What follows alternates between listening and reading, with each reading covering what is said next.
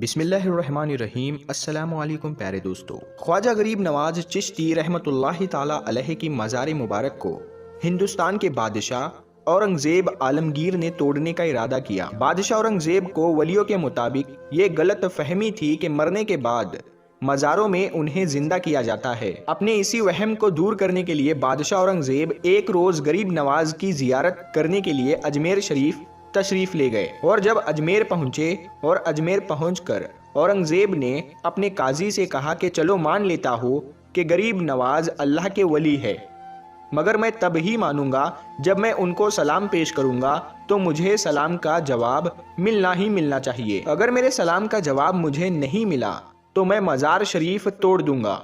تو اورنگزیب عالمگیر جب مزار پر پہنچے اور حاضری دی، اور وہاں پر ایک ادنا سا شخص بیٹھا ہوا تھا، وہ شخص انتظار کر رہا تھا، تو بادشاہ اورنگزیب نے اس شخص سے پوچھا، اے شخص، کیا معاملہ ہے؟ تم یہاں پر کیوں بیٹھے ہو اور تم پریشان کیوں لگ رہے ہو؟ تو اس شخص نے بادشاہ اورنگزیب سے کہا، حضرت، میں آنکھ سے نابینا ہوں، یعنی میں اندھا ہوں، اور کافی عرصے سے خواجہ غریب نواز رحمت اللہ تعالی علیہ سے دعا کر رہا ہوں کہ میرے آنکھوں کی روشنی واپس آ جائے، لیکن کوئی فائدہ نہیں ہوتا۔ میں کافی عرصے سے یہاں حاضری دیتا ہوں اور رو رو کر دعا کرتا ہوں کہ اللہ تعالیٰ اپنے اس ولی کے صدقے میں میرے آنکھوں کی روشنی مجھے عطا کر دے، مگر آج تک مجھے کوئی فائدہ نہیں ہوا، یعنی میری آج تک کوئی حاضری اور دعا قبول نہیں ہوئی۔ تو بادشاہ اورنگزیب نے اس اندھے شخص سے کہا کہ میں مزار پر سلام پیش کرنے کے لیے جا رہا ہوں، اور جب میں واپس آؤں تو تب تک تیری آنکھوں کی روشنی تجھے نہ ملی تو میں تلوار سے تیری گردن اڑا دوں گا۔ اتنا سننا تھا کہ وہ اندھا شخص اور زیادہ پریشان ہو گیا اور زیادہ غمگین ہو گیا، اور وہ اندھا شخص یہ سوچنے لگا، اب تک تو میرے آنکھوں کی روشنی نہیں تھی، لیکن اب میرے گردن کی باری آ گئی۔ یعنی وہ اندھا شخص یہ کہنے لگا کہ اب تک تو میں میرے آنکھوں سے ہی پریشان تھا کہ میرے آنکھوں میں روشنی نہیں ہے، میں اندھا ہوں، لیکن بادشاہ نے اب میری گردن اڑانے کی بات کہی ہے، یعنی اب میرا بچنا بہت مشکل نظر آ رہا ہے۔ پھر اس اندھے شخص نے زور زور سے رو رو کر اور تڑپ تڑپ کر خواجہ غریب نواز سے فریاد کرنے لگا، اور جب بادشاہ اورنگزیب نے خواجہ غریب نواز کو سلام پیش کیا، یعنی جب بادشاہ اورنگزیب مزار کے پاس گیا اور مزار کے پاس جا کر اس نے سلام عرض کیا تو مزار میں سے کوئی جواب نہیں ملا۔ جب بادشاہ اورنگزیب نے ایک مرتبہ سلام پیش کیا تو جواب نہیں ملا، پھر بادشاہ اورنگزیب نے دوسری مرتبہ سلام پیش کیا، پھر بھی سلام کا جواب نہیں ملا۔ پھر بادشاہ اورنگزیب نے تیسری مرتبہ سلام پیش کیا تو اندر سے سلام کا جواب مل گیا، یعنی سلام پیش کرنے کا مطلب یہ تھا کہ جب بادشاہ اورنگزیب نے السلام علیکم ورحمۃ اللہ وبرکاتہ کہا تو اس کے بدلے میں مزار شریف کے اندر سے کوئی بھی جواب نہیں ملا۔ پھر دوسری مرتبہ بھی بادشاہ اورنگزیب کو سلام کا جواب نہیں ملا، لیکن جب تیسری مرتبہ بادشاہ اورنگزیب نے السلام علیکم ورحمۃ اللہ تعالی وبرکاتہ کہا تو اندر سے آواز آئی کہ وعلیکم السلام ورحمۃ اللہ تعالی وبرکاتہ۔ پھر مزار شریف سے آواز آتی ہے، اے بادشاہ اورنگزیب، دوبارہ ایسی ضد نہ کرنا، کیونکہ تمہاری ضد کی وجہ سے میں اس اندھے آدمی کی آنکھوں کی روشنی لینے عرش الہی پر گیا تھا، اور اسی وجہ سے تمہارے سلام کے جواب دینے میں دیر ہو گئی۔ سبحان اللہ۔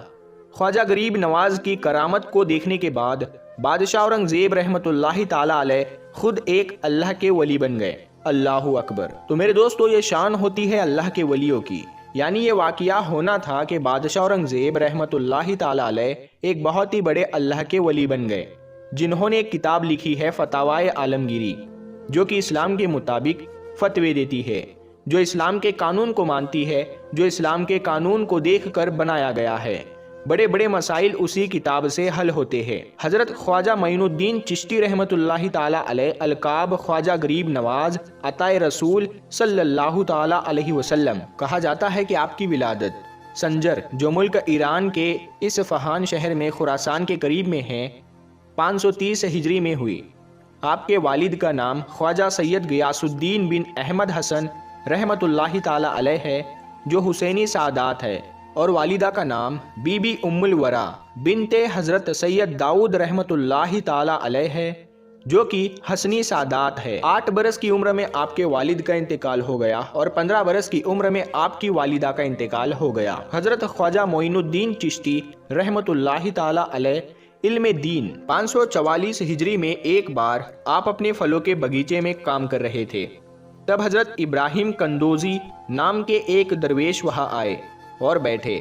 آپ نے ان کو اپنے باغیچے میں سے انگور کا گچھا پیش کیا اور انہوں نے اسے کھایا۔ پھر مہمان نوازی سے خوش ہو کر اپنے تھیلے میں انہوں نے کچھ نکالا، پھر اس کو چبا کر حضرت خواجہ معین الدین کو کھانے کے لیے دیا رحمت اللہ تعالی علیہ۔ آپ نے خوشی کے ساتھ اس کو کھایا تو ان کے فیض و برکات سے آپ کے لیے علم و حکمت کے دروازے کھل گئے اور آپ نے اپنا سب کچھ بیچ دیا اور اس رقم کو غریبوں اور محتاجوں کو خیرات کر دیا۔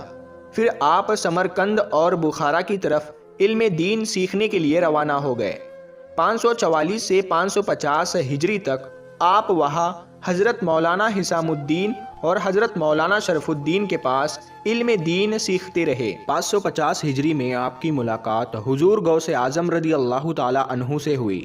آپ ایک کامل پیر تلاش رہے تھے کہ آپ نے خواجہ عثمان ہارونی رحمت اللہ تعالی علیہ کے بارے میں سنا۔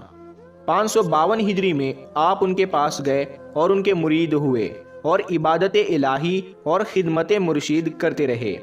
ایک بار خواجہ عثمان ہارونی نے آپ سے کہا کہ معین الدین نیچے دیکھو کیا دکھتا ہے۔ آپ نے نیچے دیکھ کر کہا کہ میں زمین کے اندر دیکھ سکتا ہوں۔ مرشد نے پھر کہا کہ اب اوپر دیکھو کیا دکھتا ہے۔ آپ نے اوپر دیکھ کر کہا کہ میں آسمان کے اندر دیکھ سکتا ہوں۔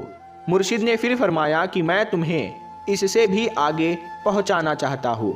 پھر 22 سال مرشد کی خدمت میں گزارنے کے بعد ایک دن مرشد نے پھر بلا کر اپنی 2 انگلیاں آپ کی دونوں آنکھوں کے بیچ میں رکھی اور پھر فرمایا معین الدین نیچے دیکھو کیا دکھتا ہے۔ آپ نے نیچے دیکھ کر کہا میں تحت الثری تک دیکھ سکتا ہوں، یعنی 7 طبق زمین کے نیچے تک۔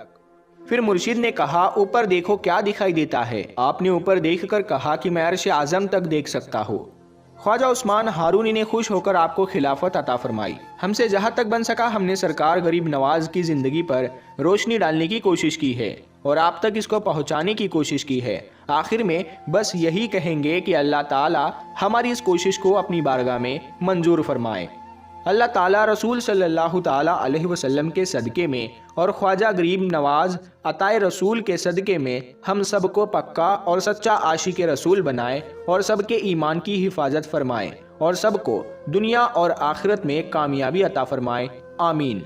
پیارے دوستو، اگر آپ کو یہ ویڈیو پسند آئی ہے تو آپ اس ویڈیو کو لائک ضرور کریں اور اپنے دوستوں کے ساتھ میں اس ویڈیو کو ضرور شیئر کریں، اور اگر ابھی تک آپ نے ہمارے نور حدیث یوٹیوب چینل کو سبسکرائب نہیں کیا ہے تو سبسکرائب کر کے ساتھ میں لگے بیل آئیکن کو ضرور دبا دیں۔ ہم ملتے ہیں پھر ایک نئی ویڈیو کے ساتھ میں، تب تک کے لیے السلام علیکم، اللہ